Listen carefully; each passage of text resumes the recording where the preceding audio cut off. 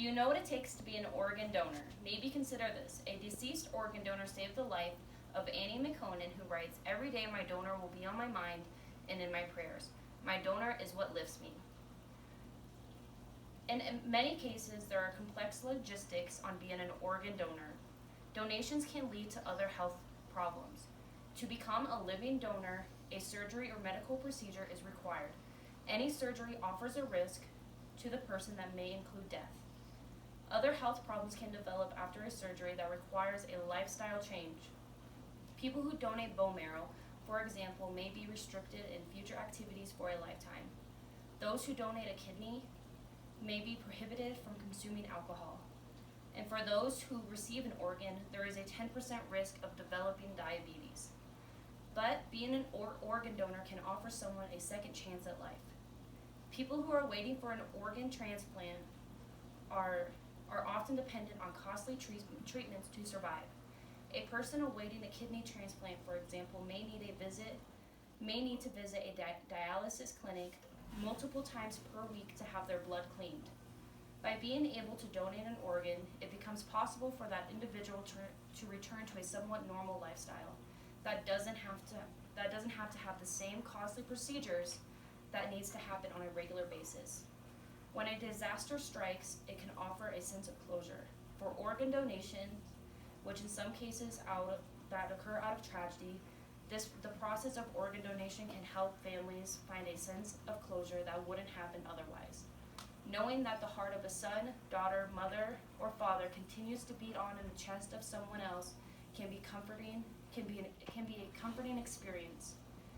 It won't eliminate the grief that comes from losing a loved one, but it does communicate the idea that their loss is not in vain. Letting someone continue with his or her life is a gift that really does continue on living. Okay, now I have visual aids to show. So I need you to come closer.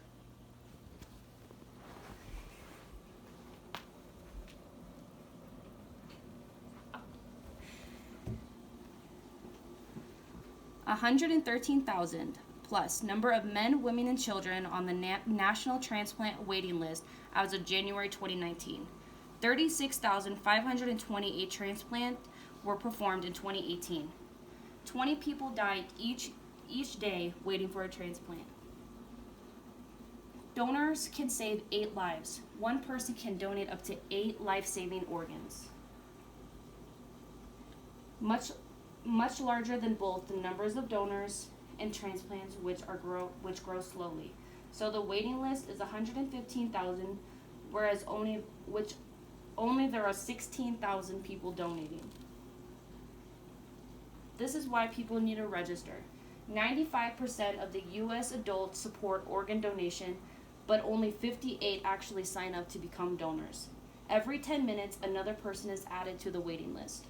Only 3 in 1,000 people die in a way that allows for organ donation.